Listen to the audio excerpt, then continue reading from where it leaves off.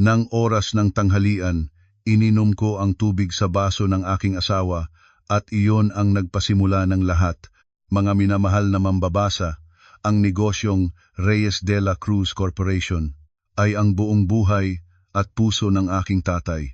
Mula sa isang maliit na tindahan ng mga electronic parts na nakasiksik sa isang makitid na eskinita sa Caloocan, pinalago niya ito sa pamamagitan ng pawis, luha at dugo hanggang naging isang technology conglomerate na ang tinatayang halaga ay malapit nang umabot sa 10 bilyong piso. Nang pumikit siya sa huling pagkakataon, ang napakalaking kayamanang iyon at ang libu-libong empleyado ay nahulog sa aking mga balikat. Ako ang kanyang nag-iisang anak na babae na sanay lamang sa mga libro, mga hapon ng merienda kasama ang mga kaibigan at sa maingat na pag-aalaga ng aking pamilya. Sa panahon na iyon, lumitaw si Adrian tulad ng isang matibay na pampigil ng alon sa karagatan.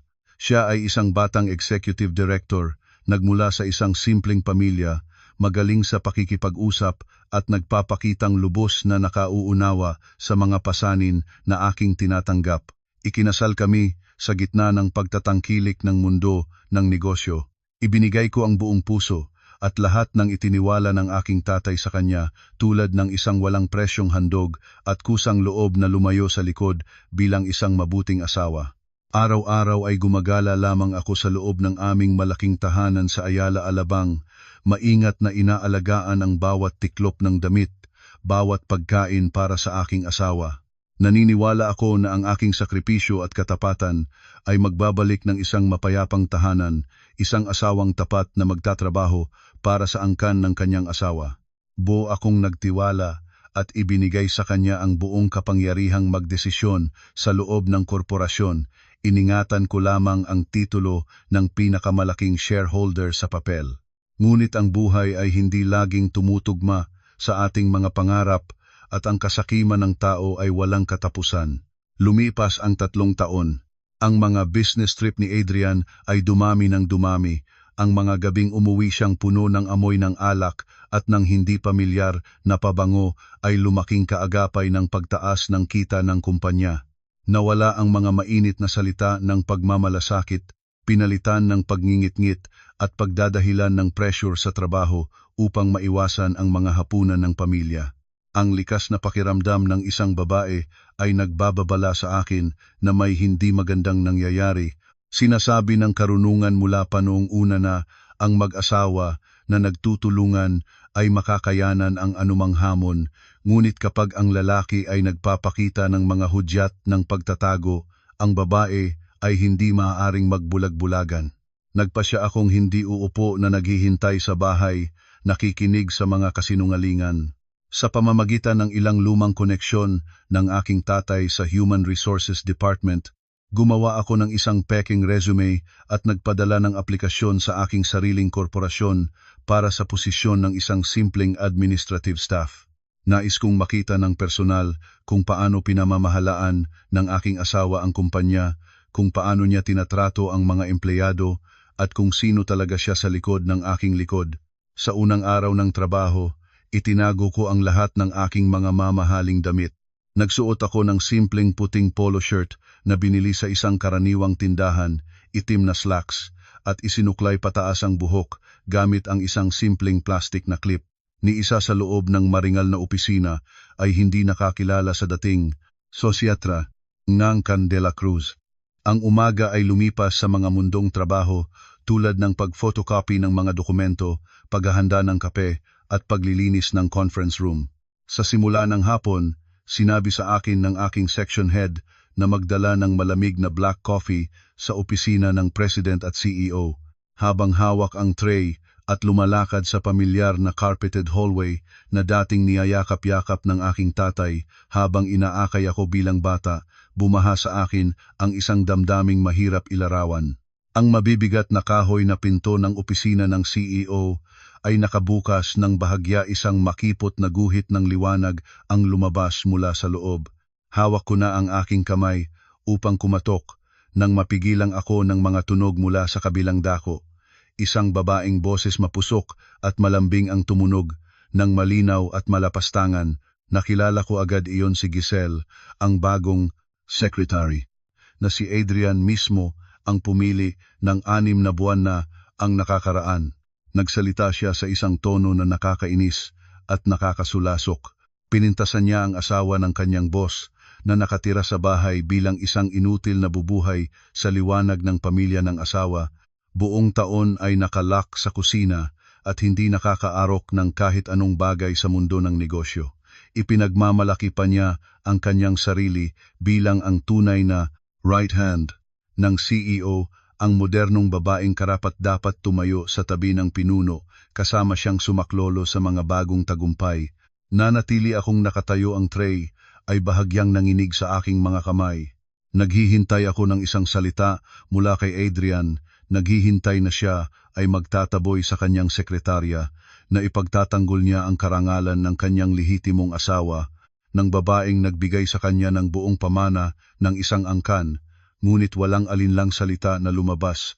Ang mababang tawa ni Adrian ay sumunod, mapangsala at masaya. Nag-akma rin siyang sumang-ayon sa mga salita ng kanyang kasamahan. Tinawag niya akong isang walang kulay na babae na nakakulong sa mga lumang panuntunan at pamantayang nakakainip na.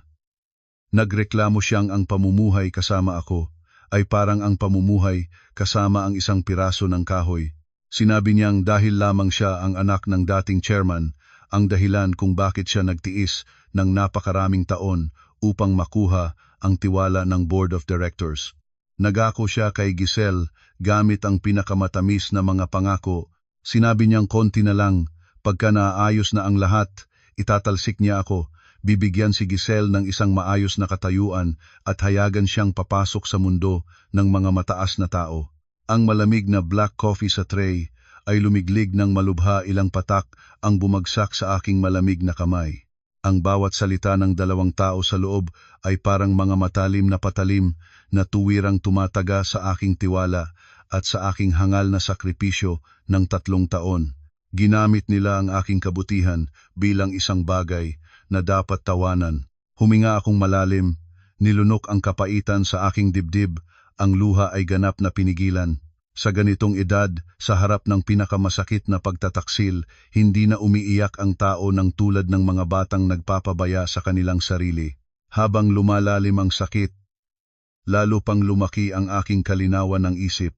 Iniabot ko ang aking malamig na kamay, ginamit ang lakas upang itulak ng malakas ang mabibigat na kahoy na pinto. Bumukas ito ng sabay-sabay, isang malalim na tunog ang nagpalipat sa malawak na silid.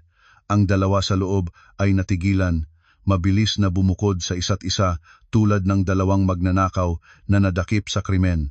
Si Adrian ay nagmadaling nag-aayos ng kanyang mamahaling coat. Si Giselle naman ay tumayo mula sa upuan ng sofa, ang mukha ay naging bahagyang naasiwa sa ilalim ng makapal na makeup. Ngunit ilang segundo lamang ang lumipas. Nang makita ang badge ng administrative staff na nakadikit sa aking damit, agad na bumalik ang kanyang pagmamataas.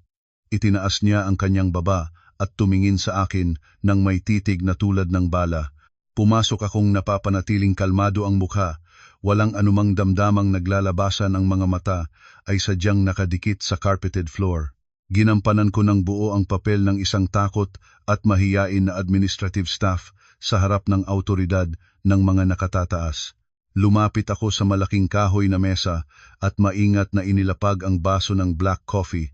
Huminto si Giselle, lumapit at malakas na tinapik ang mesa ng boss. Nagalit siya sa akin gamit ang pinakamapagmataas na mga salita. Pinintasan niya ang mga admin staff dahil pumasok sa silid ng boss nang hindi kumakatok at humingi ng pahintulot, walang pakiramdam sa paligid, hindi maalam na abala ang boss. Pinuna pa niya ang aking damit, sinabing ang ganitong kaanyuan ay nagdudumi ng marangal na lugar ng trabaho ng CEO. Nagbanta siya na ire-report sa HR upang bawasan ang aking sweldo dahil sa pagpapabaya. Yumuko akong mapagpakumbaba at umatras ng 2 hakbang gaya ng isang empleyado na pinagalitan. Nang itaas niya ang kanyang kamay upang ituro ang kanyang daliri sa aking mukha, ang chandelier sa kisame ay nagliwanag pababa at isang sinag ng liwanag ang nag-reflect mula sa kanyang ika-4 na daliri tuwid na pumunta sa aking mga mata. Tumingin akong mabuti, nakabaon ang aking mga paa sa sahig, ang buong katawan ko ay nanigas sa isang makamandag na lamig na tumatakbo sa aking gulugod. Sa kamay ni Giselle ay isang malaking diamond ring, ngunit hindi ito isang simpleng singsing mula sa isang tindahan ng alahas. Ang isang puting ginto na rosas na nakabalot sa asul na diamond sa gitna. Ang bawat ukit at dahon na perpektong nagkatulad na isinulat iyon ay ang disenyo na sarili kong pinagod na gumawa sa loob ng maraming gabi. Iyon ang draft ng aming kumpirmasyon na singsing para sa aming 3 anibersaryo ng kasal na maingat kong itinago sa loob ng aking personal na safe sa bahay. Plano ko sanang dalhin ito sa susunod na buwan sa isang kilalang goldsmith sa Binondo. Bakit ang aking pinakalihim na disenyo ay naging tunay na singsing na nakasalang sa kamay ng miliistang babae?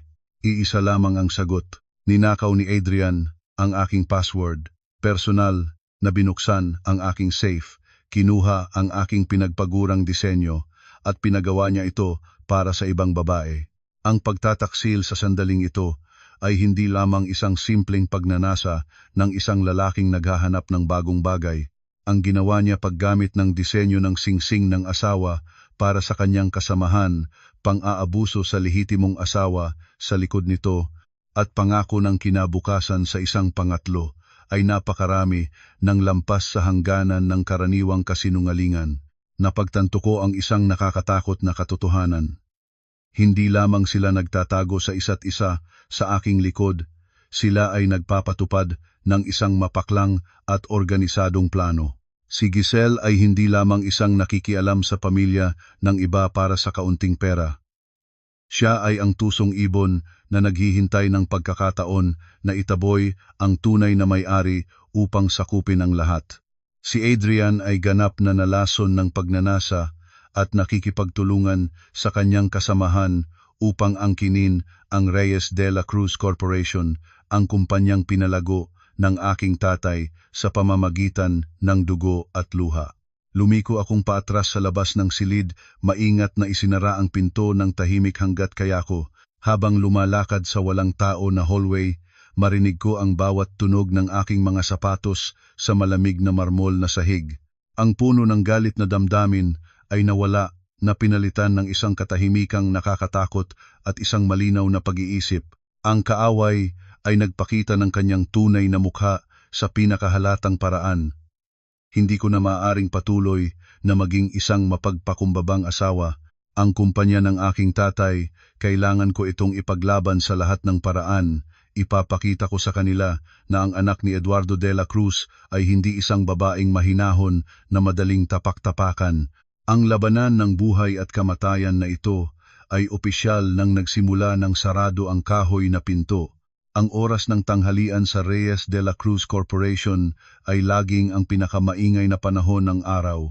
Ang malawak na cafeteria sa ika-6 na palapag ay malinaw na nahahati sa 2 lugar, tumpak na salamin ng istruktura ng kapangyarihan sa loob ng opisina.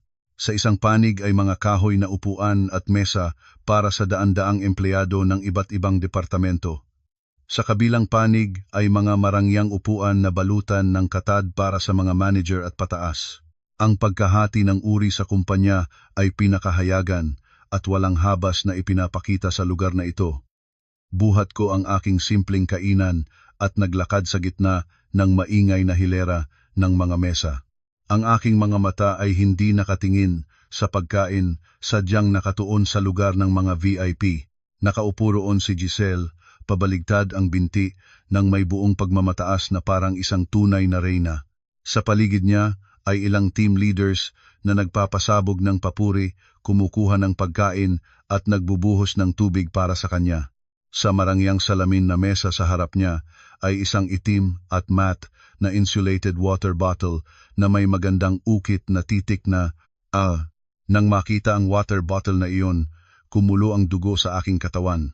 Iyon ang water bottle na maingat kong pinagawa sa isang artisano mula sa ibang bansa, personal, na hiniling ko na iulit ang pangalan ni Adrian para dalhin niya sa trabaho araw-araw.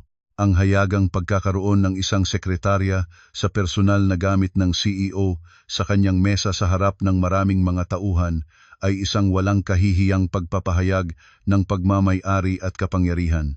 Wala na silang iginagalang na sinuman hayagan nilang ipinapakita ang kanilang marumi at kahiyahiyang relasyon sa harap ng lahat. Huminga akong malalim at inaayos ang aking ritmo ng paghinga upang mabagalan ang tibok ng puso.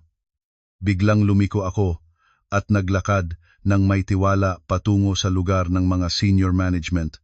Nang dumaan sa mesa ni Giselle, sadyang tumigil ako. Lahat ng titig ng mga nagpapasabog ng papuri ay agad na nakautos sa akin, puno ng iritasyon at paghamak. Ang isang simpleng empleyado na mangangahas na lumapit sa VIP area ay isang malaking kasalanan doon. Walang anumang reaksyon mula sa akin, ibinagsak ko ang aking kainan sa tabi ng mesa, umabot at hawak ang insulated water bottle, binuksan ang takip at uminom ng isang mahabang higop. Ang mainit na tsaa ng lotus sa loob ay naalala ang pamilyar na lasa, ang aking sariling kamay ang gumawa nito noong maaga pang umaga. Ang hangin sa paligid ay biglang nanigas tulad ng dumating ang isang malamig na agos. Ang mga team leaders ay nanatiling nakabukas ang bibig, hindi makapaniwala sa eksenang nangyayari sa harap nila. Binaliktad ni Giselle ang mga mata, ang mukha sa ilalim ng makapal na makeup ay agad na namula sa galit. Ang kanyang pagmamataas ay seryosong nasugatan. Tumayo siya ng biglaan, malakas na tinaga ang aking tray palabas ng mesa gamit ang lakas. Ang tunog ng mga plato at baso na bumagsak sa sahig ay pumugto sa lahat ng usapan sa buong cafeteria. Ang sabaw ng sinigang at kanin ay nagsabog sa makinang na tiles. Lahat ng empleyado na kumakain at nag-uusap ay biglang lumingon. Ang buong cafeteria ay sumabog sa katahimikan, ang tunog ng background music lamang ang narinig. Lumagay si Giselle, tulad ng isang mabangis na hayop, walang anumang pag-alinlangan, at tinampal ang aking pisngi ng malakas. Ang tunog ay tumanggap sa buong silid, tuyot at matulis. Ang aking kaliwang pisngi ay agad na nag-apoy, ang isang tainga ay nangingining dahil sa lakas ng sampal. Natitisod akong umatras ng kalahating hakbang upang mapanatili ang balanse. Ang lasa ng dugo ay dumating sa sulok ng aking labi, pinagsama ang mapait na lasa ng lotus tea. Akbay ang kanyang baywang, itinuro ni Giselle ang kanyang daliring may diamond ring sa aking mukha. Sumigaw siya gamit ang mga salitang para sa palengke at walang pinag-aralan. Tinawag niya akong isang mababang antas na empleyado, marumi at walang kahihiyan na sapat ang katapangan para hawakan ang personal na gamit ng CEO. Galit na sinabi niya sa harap ng daan-daang empleyado na iyon ay ang tubig ng kanyang asawa. Isang hamak na katulad ko, aniya, ay walang karapatang hawakan kahit ang labas ng bote. Ang buong cafeteria ay huminto sa paghinga at nanahimik. Wala ni isa ang naglakas loob na ipagtanggol ako. Tiningnan nila ako nang may awa, halo ang takot sa harap ng ganap na kapangyarihan ng kasamahan ng CEO. Tumayo akong tuwid, ginamit ang likod ng aking kamay upang dahan-dahang punasan ang dugo sa sulok ng aking labi. Ang sakit sa aking katawan ay hindi kaakit ng aking isipan. Sa katunayan, ang tampal na ito ay ang pinakamagandang pagkakataon na matagal ko nang hinihintay mula pa ng umaga. Ang walang kahihiyan at kamangmangan ni Giselle ay umabot na sa rurok, at ngayon ay sarili niyang hinukay ang kanyang sariling libingan sa harap ng lahat ng empleyado ng korporasyon. Ang pulutong ng mga empleyado ay kusang loob na nagbukas ng isang daanan. Ang lahat ng mga mata ay sabay-sabay na lumingon sa direksyon ng elevator. Mula sa pangunahing pintuan ng cafeteria, si Adrian ay nagmamadaling pumasok. Narinig niya ang ingay ng mga basag na plato at ang maingay na sigaw ng kanyang kasamahan mula pa sa hallway. Napilitan siyang lumabas bilang pinuno ng kumpanya upang ayusin ang kaguluhan, upang patahimikin ang sunog at mapanatili ang dignidad ng pamamahala. Ang mukha ni Adrian sa simula ay may ekspresyon ng inis, katulad ng isang manager na naabala sa kanyang tanghalian. Matapang niyang pinagsama ang pulutong at tumitigil sa sentro ng gulo. Nang ang iritadong tingin niya ay lumipat sa nasaling tray at sahig na puno ng sabaw, at pagkatapos ay dahan-dahan na pumunta sa larawan ng babaeng nakatayo ng tuwid, isang kamay sa namuling pisngi, biglang huminto si Adrian, parang naapakan ng ahas. Lahat ng dugo sa kanyang guwapong mukha ay nawala sa isang kisap. Ang kanyang kulay ay naging abo, tulad ng isang bangkay na hindi pa nabibilisan. Ang kanyang mga balintataw ay lumiliit at nagsimulang dumikit sa aking walang damdaming mukha. Ang buong katawan ng CEO ay biglang nanigas tulad ng isang estatwa sa gitna ng bulwagan. Ang mga kamay na nakabitin sa kanyang mga tagiliran ay nagsimulang mangisay, nang malakas ang bawat daliri ay kumukurot sa sukdulan ng takot. Ganap na nalulunod si Giselle sa kanyang galit at agresyon. Hindi niya napansin ang nakatatakot na pagbabago sa mukha ng kanyang kasintahan. Nang makita ang kanyang taga-suporta, ay lumabas na. Lalo pa siyang nagpakita ng kanyang ugali. Tumakbo siya patungo sa braso ni Adrian, malambot na nagpahiga ang kanyang ulo sa balikat ng lalaki. Pagkatapos ay itinuro niya ang daliri sa akin, patuloy na sumisigaw at hinihiling na utusang tumawag ng seguridad upang palayasin ako agad mula sa gusali. Nagsalita siya ng malakas sa gitna ng daan-daang empleyado na nakatitig na iyon ay ang tubig ng kanyang asawa at isang hamak na katulad ko ay walang karapatang humipo doon. Ngunit si Adrian ay ganap na bingi at pipi sa mga pagkukulo ng kanyang kasamahan. Hindi siya sumagot at walang anumang kilos na nagpapakita ng pag-alaga kay Giselle. Siya ay katulad ng isang lalaking nasiksik ng kamatayan, ang lalamunan ang kanyang bibig ay patuloy na gumagalaw tulad ng isda sa labas ng tubig, ngunit walang maaaring lumabas na tunog upang mailigtas ang sitwasyon. Ang tingin niya sa akin ay puno ng matinding takot, halo ang sukdulang pagkalito. Alam na niya ang lahat. Ang babaeng nakabihis ng simpleng puting polo shirt na tinampalan ng kanyang kasamahan sa harap ng lahat, hindi ito isang walang pangalang administrative staff. Iyon ay si Tricia de la Cruz, ang nagmamay-ari ng controlling shares ng korporasyon, ang tunay na may-ari ng upuan ng CEO na kasalukuyan siyang nakaupo, at pinakamahalagang ang kanyang lehitimong asawa, ang babae na palagi niyang inaakala ay tahimik na nag-aayos ng bulaklak sa bahay habang naghihintay siya para sa hapunan. Inalis ko ang aking kamay mula sa pisngi, inilantad ang 5 marka ng daliri na namumula sa aking maputing balat. Itinuon ko ng tuwid ang tingin sa lalim ng mga nagkakagalong mata ni Adrian.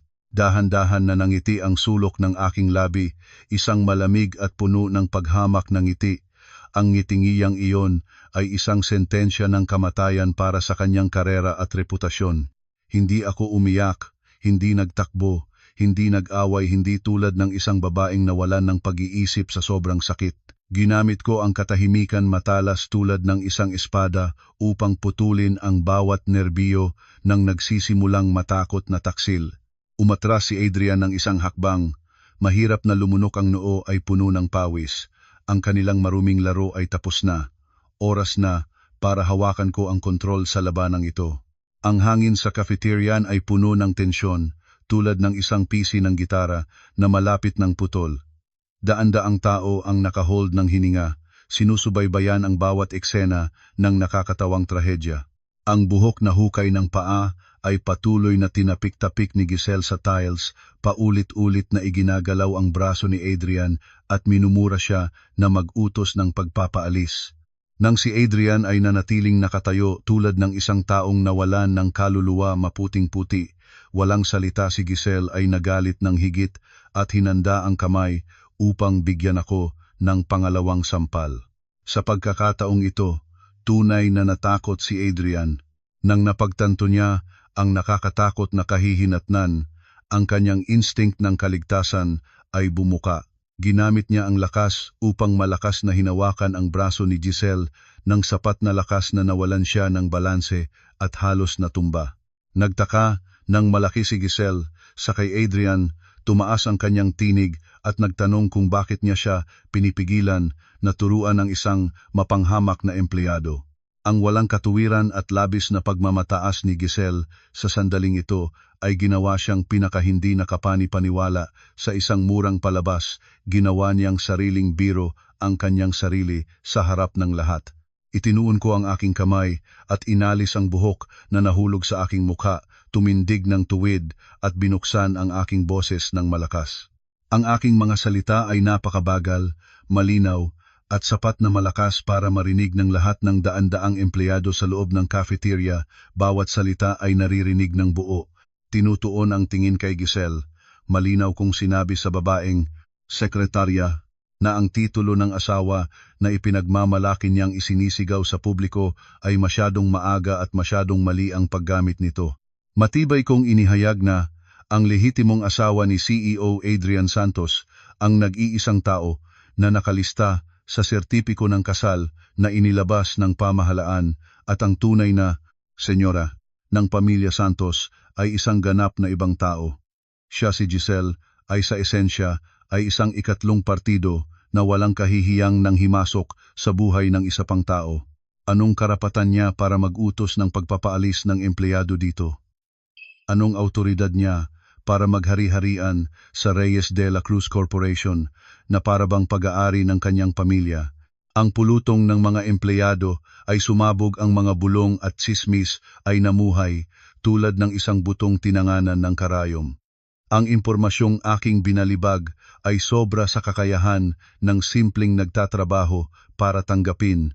Ang mga matang dati ay naghahatid ng awa sa akin ay ngayon ay lumipat sa pagtingin kay Giselle ng may pagtataka, paghamak at hayagan na pag-uyam.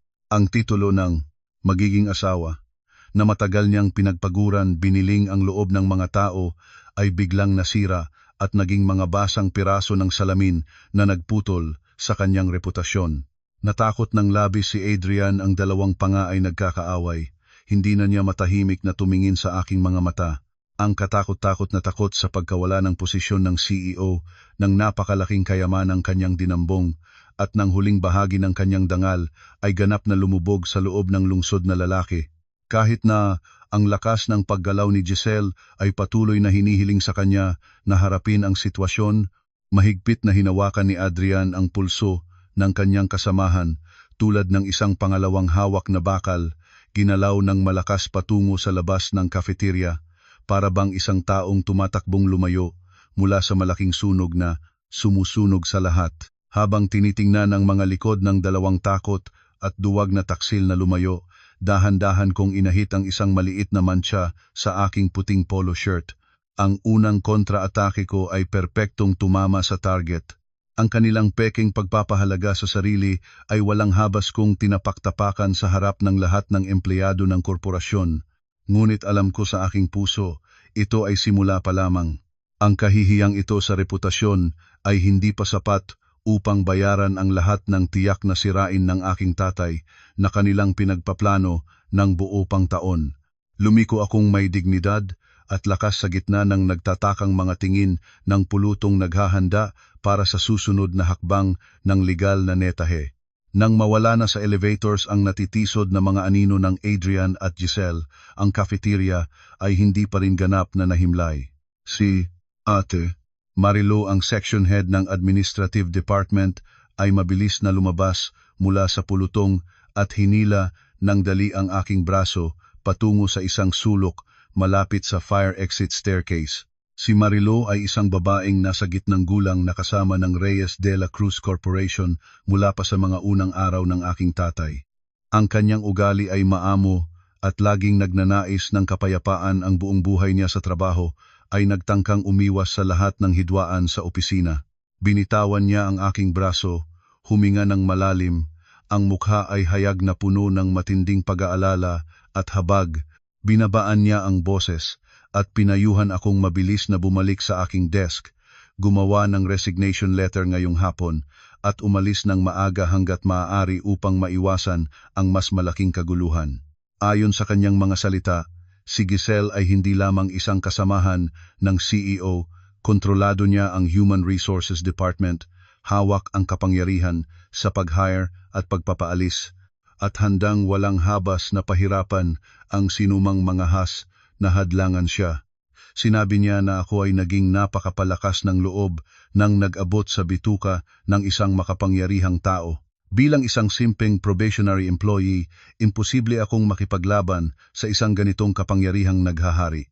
Tahimik akong nakinig, tinanggap ang tunay na mabuting intensyon ni Marilu, ngunit siya ay ganap na hindi alam kung sino ang babaeng nakatayo sa harap niya, anong dugo ang dumadaloy sa aking mga ugat. Sa halip na magpaliwanag, dahan-dahan kong kinuha ang aking telepono mula sa bulsa ng slacks. Nagliwanag ang screen, pinindot ko ang play button ng audio recording na lihim kong ginawa kanina.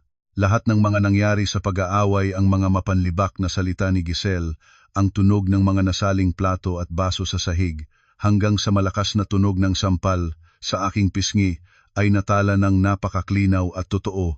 Ang recording ay napakalinaw na marinig pa ang mabilis na paghinga ng kasamahan habang inihahanda ang kamay. Si Marilu ay naging putla ang mukha pagkatapos marinig ang recording, ang mga labi ay nanginginig, at ganap niyang nawala ang lakas loob na magbigay ng karagdagang payong. Bilang isang taong maraming taon nang gumagawa ng HR work, ganap na naiintindihan niya ang kabigatan ng legal na kahihinatnan ng recording na nagpapatunay ng karahasan at pag-insulto sa pagkatao. Inilagay ko ang telepono sa bulsa, bahagyang yumuko upang magpaalam kay Marilu, at lumiko pabalik sa aking maliit na opisina na malapit sa dulo ng hallway sa ikatlong palapag. Ang silid ay puno ng amoy ng papel, tinta ng printer, at pakiramdam ng daming nakastok na mga file. Inilabas ko ang swivel chair at umupo sa harap ng lumang desktop computer. Isinaksak ko ang encrypted personal USB drive. Nagkadap ang screen. Gumawa ako ng isang multi-layer na secure folder, maingat na kinopya ang audio file at pinangalanan itong Ebidensya 01, Hayagang Relasyon at Pag-insulto sa Personalidad. Ang unang hakbang sa plano upang mapalayas ang mga magnanakaw ay perpektong natapos. Nangako ako sa aking sarili, hindi ko kailanman hahayagang makipagtalo o mag-away sa pamamagitan ng kamay o sigaw sa daan tulad ng mga taong walang edukasyon. Ako ay ang nag-iisang anak ni Eduardo de la Cruz, ang lalaking nagtatag ng 1 bilyong pisong imperyo sa pamamagitan ng kahusayan ng isip at bakal na determinasyon. Gagamitin ko ang batas mismo, ang mga tuntunin ng negosyo, at mga katibayan na hindi maaaring itanggi upang mabawi ang lahat ng sa akin. Inaakala nilang ako ay isang mahina lamang na babae, isang display doll na nabubuhay sa liwanag ng kanyang asawa. Lubhang nagkamali sila. Sa sandaling ang huling hangganan ay nasira, magiging isang bagyo ako, lilinisin ang lahat ng dumi mula sa korporasyong ito. Ang unang bitag ay inilatag ng perpekto. Ang mga daga na kumakain ng patrimony ng aking tatay ay napalibutan na. Ang aking tatay sa kanyang buhay ay isang negosyanteng nakakakita ng malayo, laging naghahanda para sa lahat ng posibleng pagbabago sa mapanganib na mundo ng negosyo. Bago siya pumanaw dahil sa malubhang sakit, lihim niyang tinawag ako sa kanyang personal na opisina at tahimik na ibinigay sa akin ang isang pinakamataas na antas na administrator account, isang digital na encryption code na kahit ang kasalukuyang IT director ng korporasyon ay hindi maaaring imagina. Ang pinakamataas na antas ng access na ito ay nagpapahintulot sa akin na tingnan at kunin ang lahat ng datos sa loob ng Reyes de la Cruz Corporation, mula sa mga internal emails hanggang sa accounting ledgers, ng walang anumang electronic na bakas. Sa huling bahagi ng hapon ng araw na iyon, nang mawala na ang lahat ng tao sa administrative area, nag-iisa akong umupo sa madilim na sulok ng silid. Isinaksak ko ang authentication device sa computer at inilapat ang 64-pong karakter na komplikadong password. Agad na lumipat ang screen sa isang itim na management interface na may berdeng teksto. Nakaaktibo ang function ng pagsusuri. Nagsimula akong suriin ang lahat ng email history, internal messages, at approval system ng gastos ni Adrian sa loob ng 3 taon ng kanyang pamumuno. Ang mga numero at dokumento na lumitaw sa screen ay nagpahiwatig ng nakakadiri at nakakakilig na katotohanan. Ang kasakiman ng tao ay mas brutal kaysa sa kahit anong sandata. Kinuha ko ang lahat ng hotel invoices para sa presidential suite sa mga 5-star hotels sa lungsod, mga resibo ng pagbili ng branded na bag, mga invoice ng mamahaling relo na bato ang dekor. Ang lahat ng hindi kapani-paniwalang paggastos na ito ay maingat na itinago ni Adrian bilang corporate entertainment expenses ng kumpanya hayagang kinukuha mula sa pondo ng korporasyon. Pati na rin ang mga internal na palitan ng mensahe sa loob ng sistema ng kumpanya. Ginagamit nila ang slang, tinatawag ang isa't isa bilang mag-asawa nang walang kahihiyan. Tinipon ko ang lahat ng dokumentong ito, iniligtas sa encrypted file na ang pangalan ay Ebidensya 02. Ngunit ang kabulukan ay hindi nagtatapos sa paggamit ng pondo ng kumpanya para palakasin ang kasamahan. Nagpatuloy akong mag-trace ng mas malalim sa cash flow ng mga joint venture projects. 10 milyong piso mula sa Reyes de la Cruz Corporation ay personal na inaprubahan at inilipat ni Adrian sa 3 bagong pribadong media companies sa ilalim ng dahilan ng brand promotion contracts. Agad kong kinopya ang mga tax identification numbers at in-search ang business registration information ng 3 kumpanyang ito sa pambansang portal ng mga negosyo. Ang kurtina ng lihim ay bumagsak. Ang legal na kinatawan ng lahat ng 3 shell companies ay nagdadala ng apelidong Ocampo. May karaniwang rehistradong tirahan eksaktong katugma sa pangalan ng kuya at nanay ni Giselle. Ang core profit ng korporasyon ay maingat, napakalaki at napaka-organisadong iniilipat at inililipat ng ilegal. Ito ay hindi na lamang isang usapin ng etikal na pagkasira ng pamilya, ito ay embezzlement at isang intensyonal na paglabag sa mga regulasyon na nagreresulta sa matinding pagkawala ng ari-arian. Maingat kong kinuha ang lahat ng bank statements at mga peking kontrata, iniimbak bilang ebidensya 03. Ang krimen ng sabuatan upang ilipat ang ari-arian ng ilegal ay malinaw tulad ng araw, sapat para ikulong ang mga iyon ng maraming taon. Habang binabaligtad ko ang bawat pahina ng maruming record, lalong nararamdaman ko na ang aking pagtitiis sa loob ng 3 taon ay isang sukdulang insulto sa kaluluwa ng aking tatay.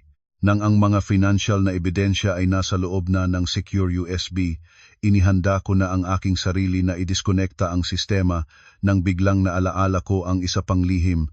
Noong una, upang mapigilan ang pagpasok ng mga espiya ng negosyo at pagnanakaw ng core technology, personal na hiniling ng aking tatay sa kanyang pinagkakatiwalaang technical team na mag-install ng isang napakaliit na disguise na camera sa loob ng mga kuwadro ng crystal chandelier sa opisina ng CEO. Ang aparatong ito ay gumagana ng hiwalay at nagpapadala ng datos direkta sa isang hiwalay na storage server. Sa kabalintunaan, ngayon ang pinaka-advanced na security system na ito ay naging pinaka-epektibong kasangkapan para ibunyag ang tunay na mukha ng anak-anakan na itinaas ng aking tatay. Na-access ko ang camera storage server at maingat na ni-filter ang mga footage sa nakalipas na 3 buwan. Mabilis kong pinatulong ang mga boring na pulong at pagkatapos ay natigil ang aking daliri sa isang video recording mula sa isang late evening, 2 buwan na ang nakakaraan. Sa mataas na resolution na screen, si Adrian at Giselle ay malinaw na lumitaw. Sila ay nagtatampisaw sa leather sofa na nagkakahalaga ng ilang milyong piso sa loob mismo ng sagradong silid ng trabaho. Ang audio ay napakaklinaw. Si Giselle ay patuloy na nagtatapon ng papuri kay Adrian, humihiling sa kanya sa isang nakakainggit na tono na mabilis na magsimulang alisin ang asawa sa bahay at kunin siya sa pamamagitan ng pangunahing pintuan. Nagreklamo siya na hindi na siya nais na maging kasamahan sa dilim, nang kahit isang araw pa, hindi nais na ibahagi ang kanyang lalaki sa ibang tao. Si Adrian, habang hinahalikan ang leeg ng kanyang kasamahan, ay nangako ng may matigas na tono ng boses. Ang mga salita niya ay napakamalamig at kalkulado na ginawa akong manlamig hanggang sa gulugod. Sinabi niyang siya ay abalang-abalang naghahanda para sa isang malaking capital raising round mula sa isang investment fund. Binibigyang diin niya kay Giselle na sa sandaling ang bagong pondo ay dumating sa account ng korporasyon, agad niyang gagamitin ang mga shell companies upang ganap na hawiin ang core assets. Gagawin ang Reyes de la Cruz Corporation bilang isang patay na katawan na puno ng utang. Pagkatapos ng madrain ang lahat ng halaga, gagamitin niya ang mga estratehiya upang pilitin akong pumirma ng papel ng diborsyo, ganap na angkinin ang huling bahagi ng ari-arian. Tinawag niya ang kanyang asawa sa kasal bilang isang hangal na hadlang na kailangang ialis. Ang 15 minutong video na ito ay ang pinakamalupit na katibayan ng tunay na kasamaan ng mga ito. Maingat na inimbak ko ang buong high-definition video, pinangalanan itong Ebidensya 04. Nakaupo sa harap ng madilim na screen, naramdaman ko na ang bawat huling bahagi ng pagmamahal o matrimonyal na pagkakataon na natitirang nagtago sa aking puso ay nasunog na at naging abo. Walang lugar para sa kapatawaran. Inalis ko ang USB mula sa computer, maingat na inilagay sa isang lihim na partisyon ng aking bag. Ang lahat ng daanan ay nabara na. Oras na para kalektahin ang malaking huli, dalhin ang mga kriminal sa liwanag ng katarungan upang magbayad sa lahat ng kanilang nagawa. Nang gabi, habang ang mga ilaw ng lungsod ay nagsisimulang mag-alab, sumakay ako ng taxi patungo sa isang pribadong tea house na tahimik na nakatago sa isang makulong na kalye sa Kapitolyo area ng Pasig. Sa loob ay puno ng amoy ng incense at mahinahon naghihintay na sa pinakasulok na mesa ay si Abogado Renato Miralles. Hindi lamang si Renato, isang bihasang abogado sa mundo ng negosyo, siya rin ang pinakamapagkakatiwalaang kaibigan ng aking tatay mula pa sa mga hirap na araw ng simula.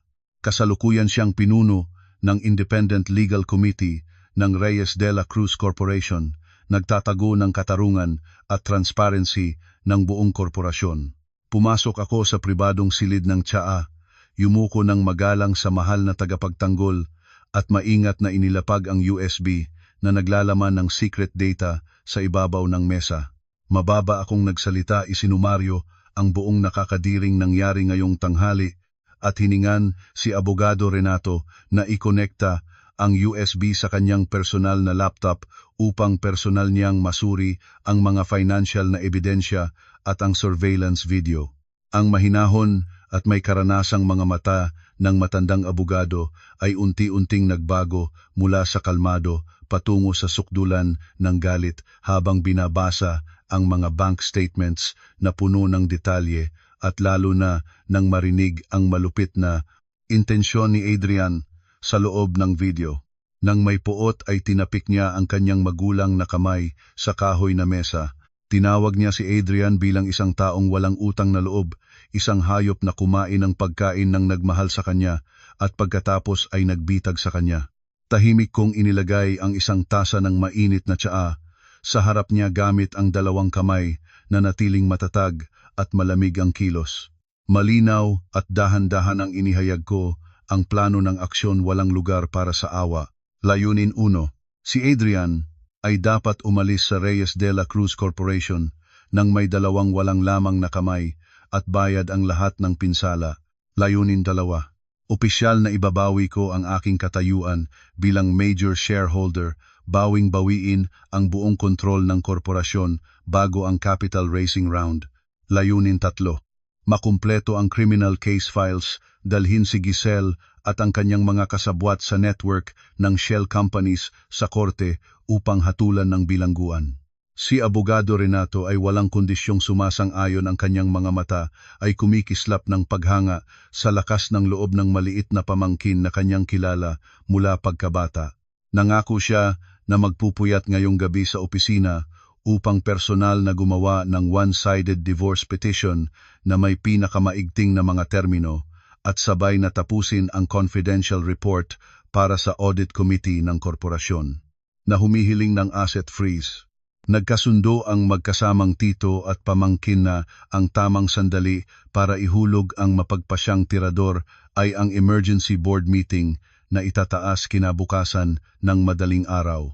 Yumuko ako upang magpasalamat kay Abogado Renato at umalis sa tea house nang may diwa ng isang mandirigmang handa nang pumasok sa pinakabrutal na labanan ng kanyang buhay. Ang orasan ay nagpapakita ng eksaktong 10:00 ng gabi. Ang taxi ay huminto sa harap ng mataas na bakal na gate ng aming maringal na tahanan sa Ayala, Alabang. Ang tahanan na ito ay dating pangarap ko, ngunit ngayon sa pagbubukas ng pinto at pagpasok ko, Naramdaman ko lamang ang malamig at nakakatakot na hangin tulad ng pagpasok sa isang libingan na naglalaman ng aking sariling kabataan. Lumakad ako sa foyer at diretso sa malawak na sala. Si Adrian ay nakaupo sa mahal na sofa, ang ashtray sa salamin na mesa ay puno ng halos sunog na sigarilyo. Nang makita ang aking hitsura, agad niyang pinatay ang sigarilyo at tumayo na may peking malasakit na ekspresyon sa mukha. Mabilis siyang lumapit, ang kamay ay nagdadala ng isang mamahaling topical cream. Mababa ang boses, nagpapakita ng nahihiyang mukha, ipinaliwanag na ang nangyari sa cafeteria ngayong tanghali ay isang simpleng hindi pagkakaintindihan. Sinimulan niyang ituro ang lahat ng mali sa ulo ng kanyang kasamahan. Sinabi niyang si Giselle, dahil sa kanyang mabilis na ulo at walang karanasan, ay kumilos ng walang pag-iisip at marahas dahil sa stress sa trabaho. Nanumpa siya na bukas ay personal niyang papagalitan si Giselle nang malubha sa opisina. Patatandaan siyang lumapit at humingi ng tawad upang mabawi ang dignidad ko.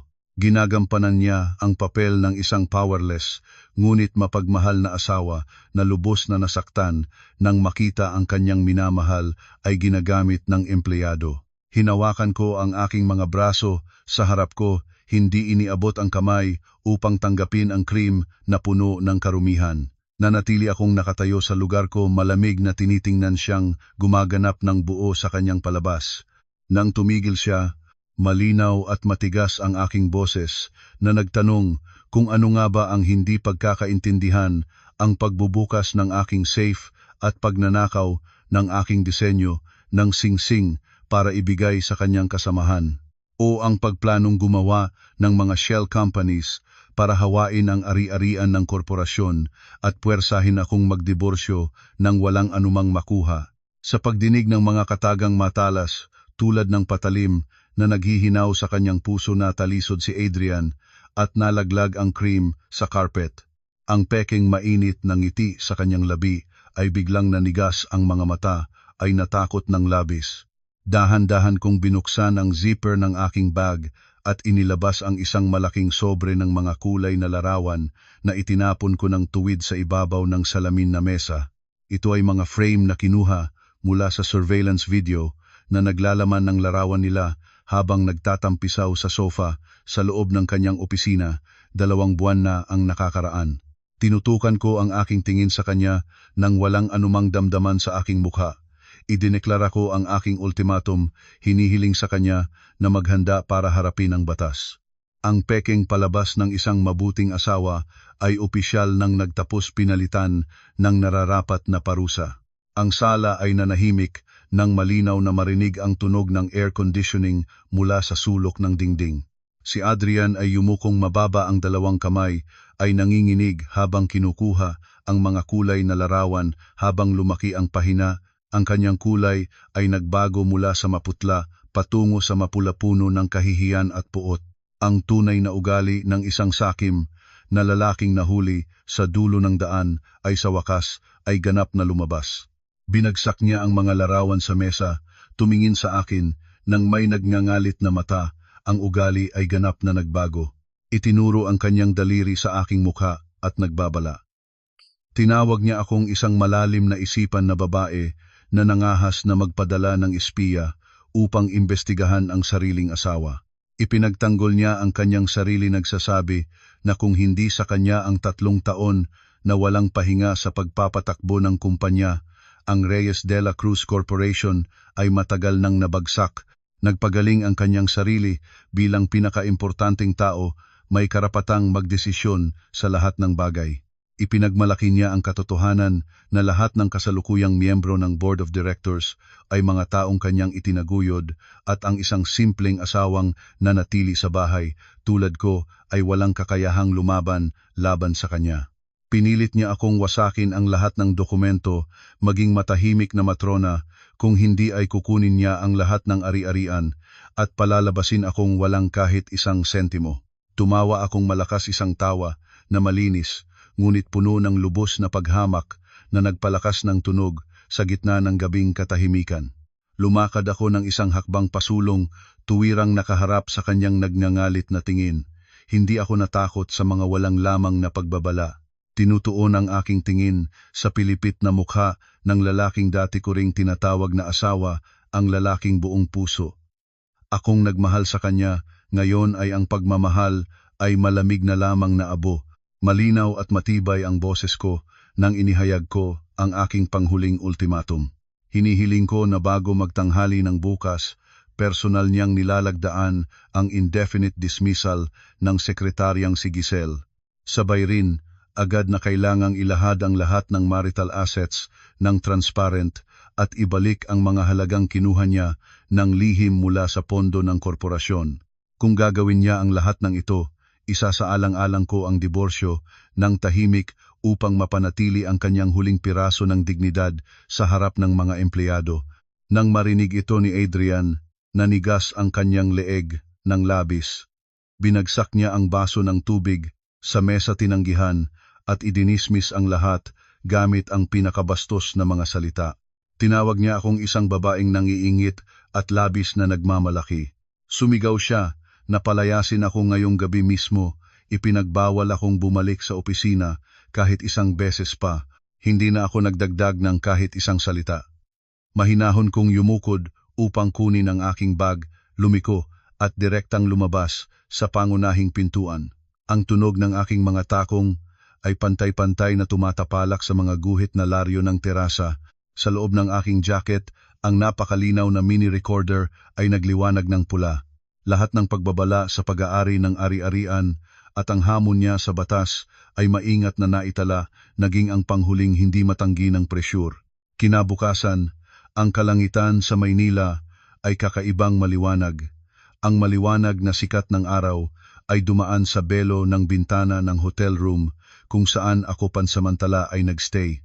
Nagising akong maaga tumayo sa harap ng malaking salamin at inayos ang aking sarili. Ngayon ay hindi na ang araw ng nahihiyang administrative staff. Pinili ko ang isang makapangyarihang dark plum women's suit. Ang paggupit ay tumpak na sumasaklaw sa aking manipis na katawan, ngunit walang alinlangang matibay. Ang matulis na itim na high heels ay may pagmamalaking tunog. Itinaas ko ang aking buhok sa klasikong estilo at pinintahan ang aking labi ng isang matindi at matingkad na pula. Ang hitsura ng pamangkin ng Reyes de la Cruz Corporation ay opisyal na muling nabuhay, handa na para sa labanang ito. Eksaktong 8 ng umaga, ang sasakyan ay huminto sa harap ng pangunahing lobby ng korporasyon. Bumaba akong may dignidad, tumitigil sa pamamagitan ng malakas na rotating glass door. Ang dramatikong pagbabago ng aking hitsura ay nagpagulat sa mga receptionist na nakatitig nang hindi kumikibo. Hindi nila nakilala na ang magandang babaeng ito ay ang empleyado na tinampal sa cafeteria kahapon. Hindi ko inabala ang mga usyosong tingin maliwanag na lumakad patungo sa cluster ng elevators para sa pamamahala. Sa parehong oras, ang lahat ng computer ng libu-libong empleyado sa loob ng korporasyon ay sabay-sabay na nakatanggap ng isang emergency notification mula sa internal HR system. Ang nilalaman ng notification ay napakaikli, ngunit may napakalaking kapangyarihang pumutok. Malinaw na naglalaman ang abiso ng indefinite suspension ng posisyon ng personal secretary ng CEO para kay Giselle Ocampo, hinihiling sa kanya na agad na ipagpalit ang trabaho at umalis sa gusali. Ang pangyayaring ito ay tulad ng isang bomba na inihagis sa isang matahimik na lawa nagwasak sa lahat ng departamento. Ang mga bulong at tsismis ay nag-alab sa bawat sulok. Hindi doon natigil. Ang sistema ay patuloy na nagpadala ng pangalawang abiso para sa mga senior officer. Si Abogado Renato bilang pinuno ng Independent Legal Committee ay opisyal na nagpadala ng isang liham na humihiling ng pagtitipon ng isang emergency board meeting sa umaga mismo. Ang dahilan ng pulong ay naka-highlight sa pula, pagsusuri ng etikal na katayuan at responsibilidad sa pananalapi ng CEO. Ang malaking bagyo ay tunay nang dumating, winasak ang lahat ng mapagkunwaring katahimikan. Lumabas ako sa elevator sa pinakamataas na palapag kung saan matatagpuan ang malaking conference room ng Board of Directors. Ang hallway ay walang tao, ang tunog lamang ng aking mga hakbang ang naririnig. Sa aking mga kamay ay ang itim na makapal na folder na puno ng lahat ng ebidensyang inihanda naming dalawa ni Abogado Renato sa buong gabing nakalipas. Ang puso ko ay tumitibak ng may katibayan. Huminga akong ng malamig na hangin sa aking dibdib, itinuon ng mataas ang ulo at lumakad patungo sa pintuan. Ang dalawang mabibigat na kahoy na pinto ay may magagandang ukit na disenyo.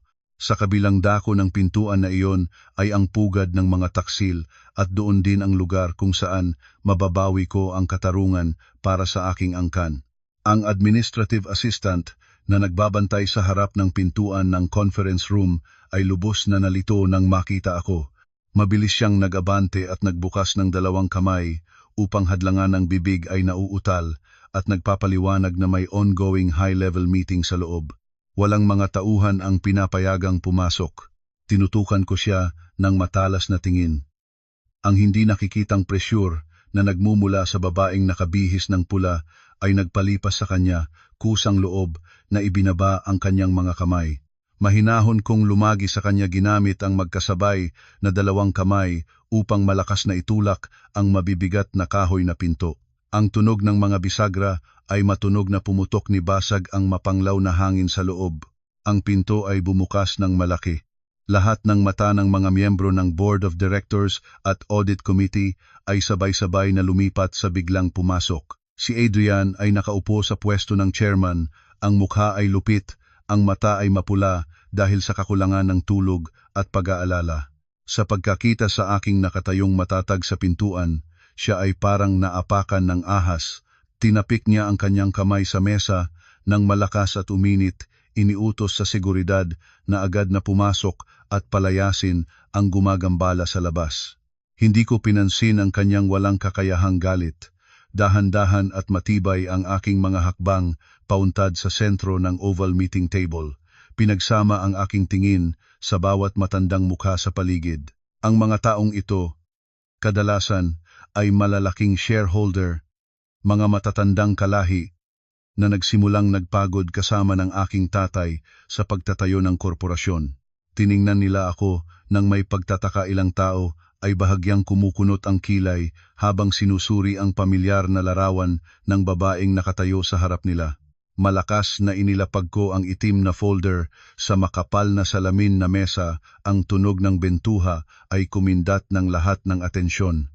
Tumayo akong tuwid, isinandal ang dalawang kamay sa mesa at binuksan ang aking boses ng may dignidad at linaw na sapat para marinig ng lahat. Marangal kong inihayag ang aking tunay na pagkakakilanlan sa harap ng buong pamamahala. Inihayag kong ako ay si Tricia de la Cruz, ang nag-iisang tunay na anak na babae ng nasirang founding chairman na si Eduardo de la Cruz. Kasabay nito, inihayag ko ang aking katayuan bilang legal na kinatawan na nagmamay-ari ng 55% na controlling shares, ang pinakamalaking shareholder na may pinakamataas na karapatang bumoto. Sa wakas, binigyang diin ko ang aking katayuan bilang ang nag-iisang lehitimong asawa ng CEO na si Adrian Santos. Ang buong silid ay bumagsak sa isang nakakatakot na katahimikan. Ang aking deklarasyon ay ganap na nawasak ang peking autoridad na 3 taon na binuo ni Adrian opisyal na binaligtad ang nakatagong laruan ng kapangyarihan. Ang biglaang pagpasok at deklarasyon ng aking pagkakakilanlan ay nagwasak sa buong conference room. Si Adrian, tulad ng tinamaan ng kidlat sa ulo, ang buong katawan ay nanigas, ang dalawang ngipin ay nagngipin ng malakas. Binuksan niya ang bibig upang sumagot, ngunit ang kanyang lalamunan ay nabalatan ng pagiging mapait, walang anumang salita ang makalabas upang mailigtas ang sitwasyon. Ang mga matandang miyembro ng board ay nagsimulang mag-usap ng maingay.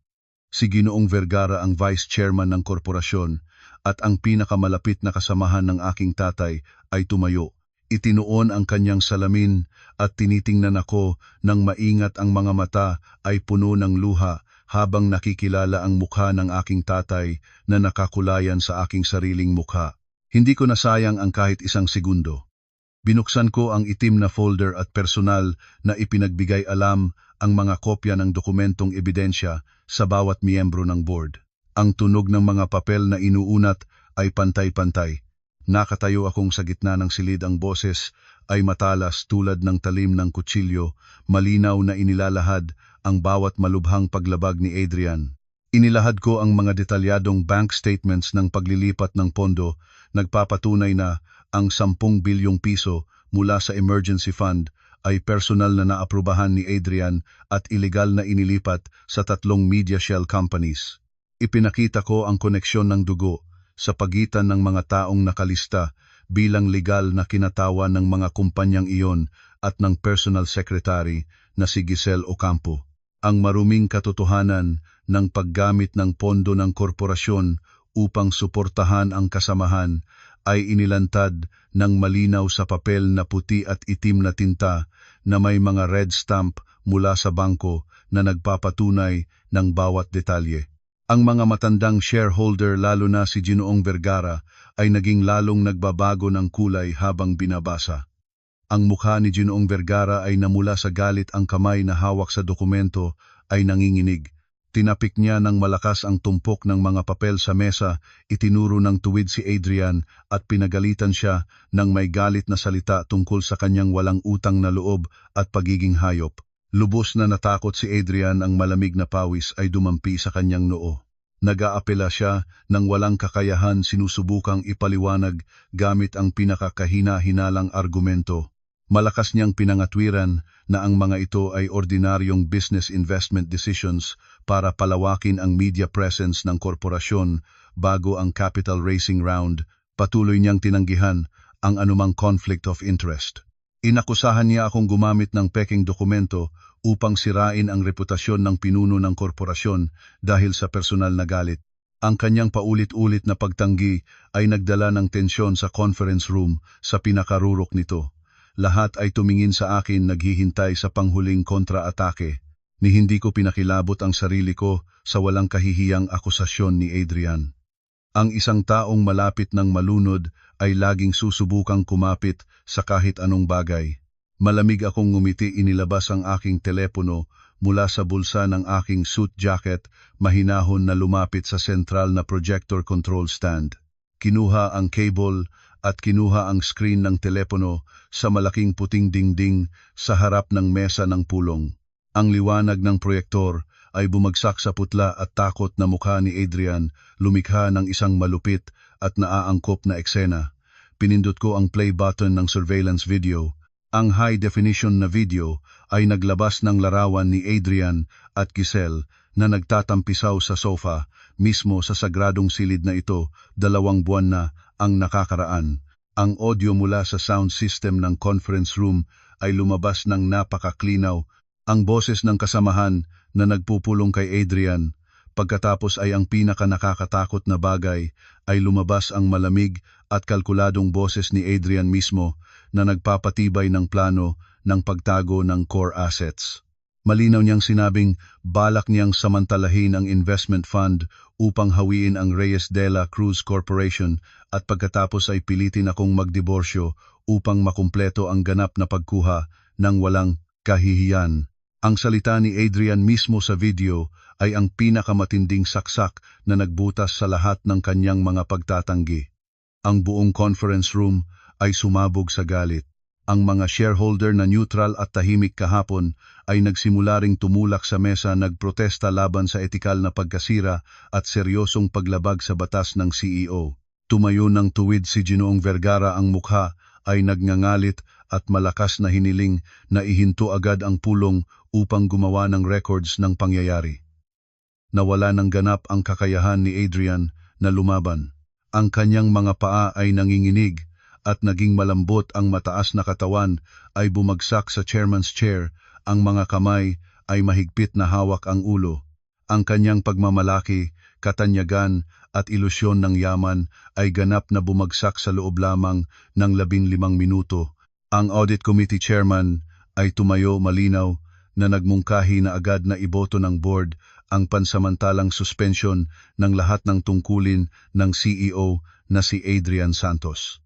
Kasabay nito, lahat ng ebidensyang file ay isesil at direktang ibibigay sa Economic Crime Investigation Police.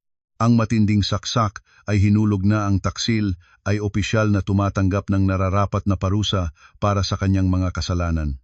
Eksaktong nang tapusin ang kanyang mungkahi ng Audit Committee Chairman na bumoto para sa suspensyon, ang mabibigat na kahoy na pinto ng conference room ay muli na namang brutally na itinulak mula sa labas.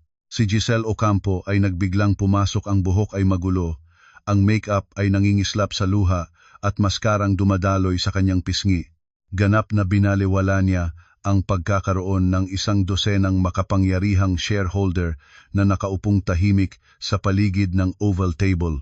Nagmamadali siyang nagtungo sa chairman's chair kung saan si Adrian ay nakayukong nagtatampisaw sa despair.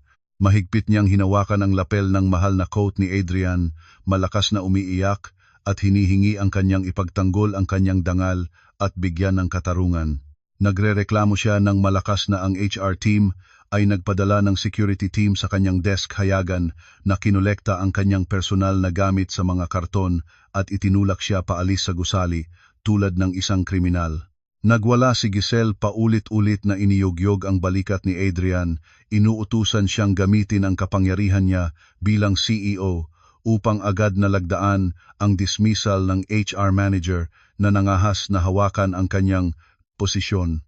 Dahan-dahan na itinuon ni Adrian ang kanyang mukha, ang mga mata ay mapula at puno ng dugo tulad ng isang hayop na nahuli sa sulok. Sa halip na yakapin ang kanyang kasamahan at palamigin siya tulad ng dati, nagngipin siya at malakas na tinampal ang mukha ni Giselle. Ang tinampal puno ng puot at lakas ng isang magulo at muscular na lalaki ay nagpalaya sa kanya ng balanse at nabuwal siya sa carpeted floor.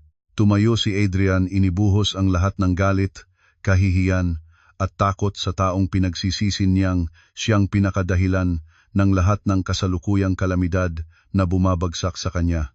Itinuro niya ang kanyang daliri sa mukha ni Giselle at pinagalitan siya gamit ang pinakabastos na mga salita. Tinawag niya si Giselle na isang hangal, mapinsalang babae na ang walang hanggang kasakiman ay nagsira ng kanyang malaking karera at buhay. Duwag niyang inilipat ang lahat ng mga kasalanan sa kabilang panig habang nagdadeklara sa harap ng Board of Directors na si Giselle mismo ang gumagamit ng kanyang kagandahan upang alugin siya at nang udyok sa kanya na gumawa ng mga bagay na laban sa negosyong moralidad. Tinanggihan niya ang lahat ng romantikong damdamin, inihayag ang kanyang sarili bilang isang biktima ng isang organisadong iskema ng paghuhukay ng palayok na ginawa ni Giselle. Si Giselle, isang kamay na hawak ang pamamagas na pisngi, ay nagulat sa biglang pag-ikot ng ugali ng lalaking dating nagpapanumpa ng walang hanggang katapatan. Ang kanyang mata ay napadaan sa malaking screen ng proyektor sa dingding. Ang video ay natigil sa frame nang magkasamang nagtatampisaw sa sofa kasabay ang audio system na kamakailan lamang ay inilantad ang plano ng pagkuha ng ari-arian. Ganap siyang bumagsak. Ang kahihiyan ng pagkabunyag ng kanyang ugali ng third-party gold digger sa harap ng buong senior leadership ay pumutol sa kanyang mga nerbiyos. Si Giselle ay sumigaw, tulad ng isang baliw, bumangon at sumugod sa paggaspang at pagkamot sa mukha ni Adrian. Tinawag niya siyang isang duwag na handang gumawa ngunit walang responsibilidad. Ang dalawang taksil na dating magkasamang nag-atang ng ulo at nagplano ng pagnanakaw ng pawis at luha ng aking pamilya ay ngayon ay nagtatampisaw sa sahig ng conference room, nagkakagatan tulad ng dalawang mailap na hayop na nagtatalo sa isang pirasong nabubulok. Si Ginoong Vergara ay lubos na napagod sa kahiyahiyang eksenang ito. Tinapik niya ang kanyang kamay sa mesa at malakas na iniutos ang security team na pumasok. 6 na matatangkad na bodyguard na suot ng itim na uniforme ay agad na pumasok. Propesyonal nilang pinaghigpitan, pinagsabay ang mga braso at hinila ang magkasabay na si Adrian at Giselle papalabas ng emergency board meeting. Ang mga galit na boses, ang pag-iyak, at ang mapanlait na sigaw ay unti-unting lumayo at nakalawit sa loob ng nagsasarang elevator. Ang malawak na conference room ay bumalik sa unang katahimikan nito, ngunit ang hangin ay patuloy na mabigat ng galit at pagtataka. Ang mga dumi at basura ay naalis na mula sa pangunahing bahay. Oras na para opisyal akong magsimulang muling itayo ang imperyo na maingat na pinagsipagan ng aking tatay mula sa mga guho. Ang kahiyahiyang pag-alis ng posisyon ng CEO kasama ang maraming paglabag sa pananalapi ay lumikha ng isang napakalaking vacuum ng kapangyarihan sa pinakasensitibong sandali. Eksaktong isang linggo na lang, ang delegasyon ng isang investment fund mula sa Singapore ay darating upang makipagnegosasyon sa panghuling round ng talks. Nagpapasya sa napakalaking kapital na inilalaan para sa Reyes de la Cruz Corporation. Ito ay isang proyektong mahalaga para sa pag-unlad ng core technology ng aming korporasyon. Ang pagkawala ng pinakamataas na legal na kinatawan at pinakamataas na executive bago ang capital raising round, tiyak na ang panloob ng kumpanya ay mababaon sa sukdulan ng pagkalito. Ilang mga shareholder sa conference room ay lubos na nag-aalala, nagbubulong na baka ang bilyunang deal na ito ay masisira dahil sa nakalabas na personal na eskandalong ito. Mahinahon akong lumakad pasulong upang kolektahin ang mga dokumentong ebidensya sa salamin na mesa. Tumayo akong tuwid at nakaharap sa buong board of directors ng may dignidad, linaw at kumpiyansang nilikha mismo mula sa matibay na dugo ng angkan ng De La Cruz. Naglahad ako ng solusyon sa krisis ng may katibayan. Inirerekomenda ko si Ginoong Vergara na may malalim na reputasyon sa mundo ng negosyo, pinakamatagal na karanasan at isang co-founder ng korporasyon na pansamantalang sakupin ang posisyon ng chairman ng board of directors. Ang kanyang presensya ay magiging isang matibay na angkla upang patatagin ang moral ng lahat at mapanatili ang tiwala ng mga strategic partners sa panahon ng transisyon. Para sa araw-araw na operasyonal na trabaho, inihayag ko ang aking pagkukusa bilang kinatawan ng pinakamalaking shareholder na personal na humalili bilang acting CEO. Nangako akong sa harap ng lahat ng miyembro na malilinis ang natitirang financial mess ni Adrian sa pinakamaikling panahon, babawalan ang lahat ng butas sa cash flow. Kasabay nito, personal akong magiging pinuno ng negotiating team, direktang makikipag-usap sa mga delegado ng investment fund. Upang patibayin ng ganap ang tiwala ng lahat, hiniling ko sa assistant na i-on ang proyektor at malinaw na inilahad ang plano ng restructuring ng mga departamento at ang optimized profit plan. Ito ay ang core, strategic legacy na iniwanan ng aking tatay bilang gabay na personal kong pinino kasama ni Abogado Renato sa buong magdamag. Ang mga matalas na numero, matalim na pananaw sa estratehiya, at walang awa na katibayan ng aking kakayahan ay ganap na nakumbinsi sa mga pinakamatanda at pinakamahirap na makumbinsi na mga shareholder. Si Ginoong Vergara ay patuloy na tumango ng may pagpapahayag ng papuri. Ang mga mata sa likod ng salamin ay naglalaman ng pagmamalaki para sa determinadong pamangkin. Ang Audit Committee Chairman ay agad na nagpatupad ng isang pampublikong botohan. Ang 100% ng mga miyembro ng board ay sabay-sabay na itinaas ang kanilang mga kamay bilang pagsang-ayon. Ang resolution ng appointment at dismissal ay naipasa sa meeting table. Mismo ang dokumento ay may bisa agad-agad. Simula ng sandaling ang kahoy na pamatok ay tinapik sa mesa si Tricia de la Cruz. Ay opisyal na nagsimula ng paghuli ng sitwasyon. Lehitimo at hayagang humakbang sa mapanghamak na mundo ng negosyo upang protektahan at paunlarin ang walang presyong pamana ng kanyang tatay. Sa hapon ding iyon, inutusan ko ang administrative staff na ilipat ang lahat ng aking personal na gamit mula sa maliit na silid bodega sa ikatlong palapag patungo ng direkta sa malawak na espasyo ng CEO's office. Ang unang bagay na ginawa ko nang matanggap ang handover ng opisina ay tumawag ng profesional na cleaning team. Iniutos sa kanila na alisin at itapon ang buong leather sofa set at palitan ang buong window curtain system. Ganap na ayaw kong maiwanan ang kahit anong bakas ng dumi ng dalawang kriminal sa sagradong lugar ng trabaho na dating ginagalawan ng aking tatay. Ang malaking internal purge ay opisyal na nagsimula sa ilalim ng direksyon ng bakal na kamay ng bagong acting CEO.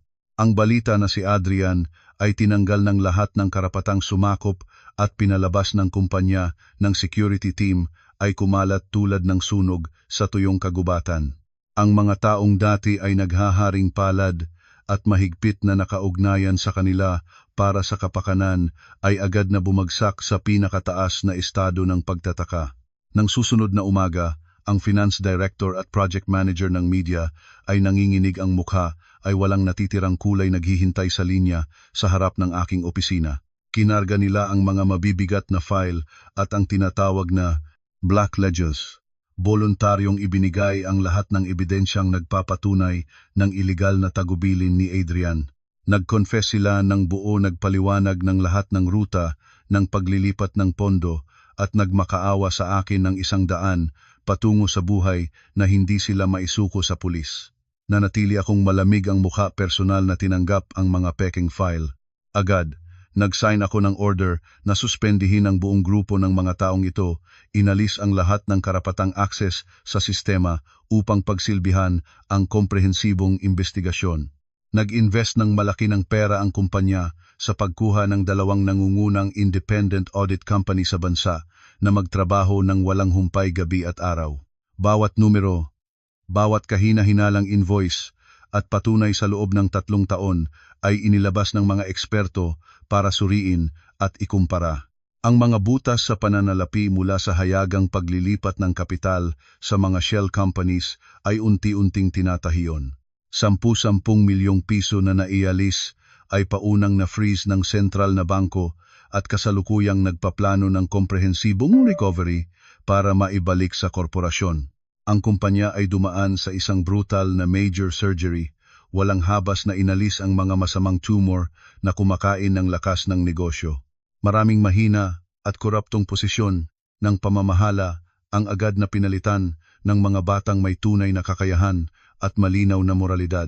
Kahit na dumaan sa isang malaking kaguluhan ng human resources, ang espiritu ng trabaho ng libu-libong empleyado ay nabuhay ng malakas ng hindi pa napapansin noon.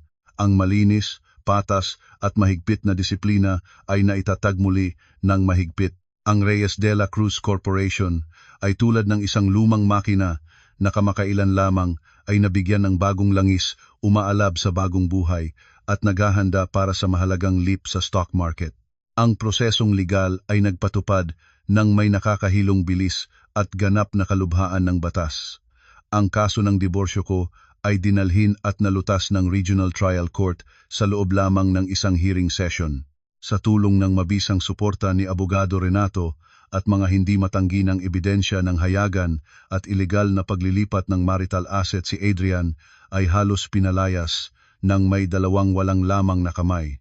Ang korte ay kinaltas ng lahat ng karapatang kaugnay sa aming tahanan sa Ayala, Alabang. Kasabay nito ay kailangan niyang tanggapin ang isang napakalaking utang na may utos ng korte na bayaran ang pinsala sa reputasyon, pinsalang emosyonal at ang halagang personal na kinuha niya ng lihim para sa akin. Ngunit ang tunay na trahedya ng isang masakim na tao ay hindi nagtatapos sa pintuan ng civil court. Sa sandaling sarado na ang diborsyo, agad na pumasok ang pulis na nag-iimbestiga ng mga krimen sa ekonomiya. Ang desisyon ng akusasyon para sa kriminal na kaso ay inilabas. Ikinulong si Adrian agad na may mga gapos ng hinala, bilanggong agad na may kasalanang pag-abuso sa tiwala sa pagnanakaw ng ari-arian ng publiko at ang intensyonal na paglabag sa mga regulasyon ng gobyerno na nagdulot ng partikular na seryosong kahihinatnan. Sa bukas na kriminal na pagdinig, ang dati ay mapagmataas na dating CEO na maaaring mag-utos ng bagyo at ulan ay ganap na nawala. Si Adrian ay nakasuot ng guhit-guhit na damit ng preso, payat ang katawan nakatayo ng nakadungaw sa harap ng dock. Ibinaba niya ang ulo, hindi matitigan ang sinuman. Nang ipahayag ng hukom ang angkop na sentensya ng 15 taon ng pagkakakulong, ang kanyang kasabwat na si Giselle Ocampo ay hindi rin makatatakas sa bilog ng kalawak ng katarungan. Ang detalyadong investigasyong file ay inilantad na siya ang pinakamahalagang link sa pagtatayo ng network ng mga shell companies, pagpipeke ng mga dokumento at pagtanggap ng komersyal na suhol mula sa mga subcontractors. Ang mga peking luha na dumadaloy at mga pag-iyak tungkol sa kanyang sariling misfortune sa korte ay hindi nakatulong sa kanya na maalis ang kanyang mga kasalanan. Ang hukom ay tumapik ng pamatok at naghukom kay Giselle ng 10 taon ng mahigpit na pagkakakulong, binabawi ang lahat ng karapatan ng mamamayan.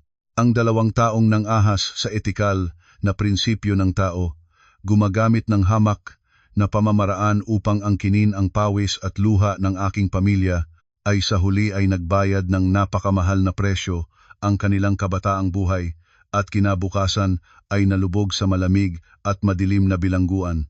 Ang masama ay pinarusahan, ang katarungan ay ipatupad ng komprehensibo at walang awa. Isang buong taon ang lumipas mula nang ang bagyo ng panloob na pagtatapon ay nagdaan sa korporasyon. Sa ilalim ng matatag na pamumuno, matalas na pananaw sa estratehiya at walang kompromisong katibayan ng aking sarili, ang Reyes de la Cruz Corporation ay hindi lamang nalampasan ang komprehensibong krisis, kundi lalo pang lumago ng mas malakas kaysa kailanman. Ang mahirap na negosasyon sa investment fund mula sa Singapore ay matagumpay na nagtagumpay, lampas sa inaasahan, nagdadala ng napakalaking kapital upang matapos at ilunsad sa merkado ang isang teknolohiyang pamangkin na ang pangalan ay Novastar Chip. Ito ay isang henerasyon ng Integrated Artificial Intelligence Microchip na pananaliksik at gawa ng mga kamay at isipan ng mga inhinyero ng Pilipinas mismo. Ang event ng paglulunsad ng produkto na ito ay nagtatanda ng isang makasaysayang sandali na itala ang pangalan ng korporasyon ng may buong pagmamalaki sa technology map ng Asia.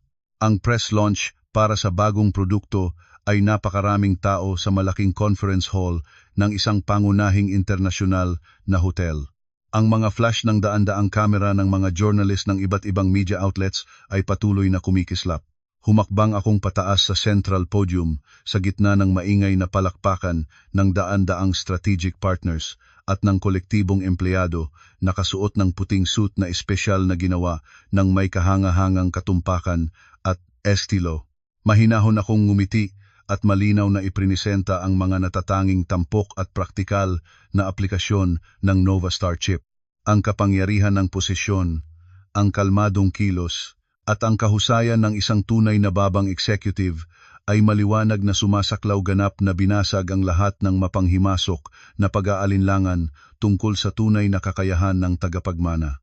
Nang matatapos na ang teknikal na presentasyon, isang veteranong journalist ng ekonomiya ay matapang na tumayo at nagtatanong tungkol sa mapanghamak na personal na pagsubok na kinailangan ko harapin sa nakaraang panahon. Sa harap ng daan-daang tao na naghihintay ng isang pagbabahagi, mahinahon kong kinausap ang nakaraan. Dahan-dahang ngumiti, tinutukan ang tingin sa kamera, matibay kong ipinahayag na ang aking sarili ay hindi kailanman tatanggap na mabigyan ng kahulugan o mabigo dahil sa isang nawasak na kasal o sa mga hamak na pagtataksil. Ang hirap at kahirapan ay mga bato lamang ng pagsubok, nagpapalakas ng balikat at nagpapatibay ng determinasyon ng isang lider. Nang gabing iyon, matapos magtapos ng matagumpay ang handaan ng pagdiriwang ng tagumpay, bumalik ako sa opisina ng trabaho sa pinakamataas na palapag ng gusali. Nakatayo akong tahimik sa harap ng floor-to-ceiling na bintana, ang kamay ay may hawak na baso ng pula at mapait na alak. Pinapalaya ang aking tingin upang masdan ang buong view ng Manila Bay na nagliliwanag ng libu-libong ilaw. Sa gabi, ang daloy ng trapiko sa ibaba ay pababa pataas tulad ng hindi tumitigil na daloy ng abalang buhay. Sa pagdaan ng maraming pagbabago at masakit na alaala, biglang napagtanto ko ang isang napakamalalim na katotohanan. Ang pinakamatatag at pinakaligtas na sandigan ng isang babae sa mundong ito ay hindi nasa mga pangako ng isang lalaki o sa isang manipis na papel ng kasal. Ang pinakasopistikadong sandata upang maprotektahan ang sarili ay ang kakayahang financial independence, ang matalas na isip, at ang kakayahang may pagmamalaking tumayo mula sa sariling guho at sariling itayo muli ang sariling buhay. Ang aking tatay ay nagpasa sa akin ng hindi lamang isang korporasyon, kundi pati na rin ang aral na dugo tungkol sa tibay at tapang. Hindi ko siya nabigo.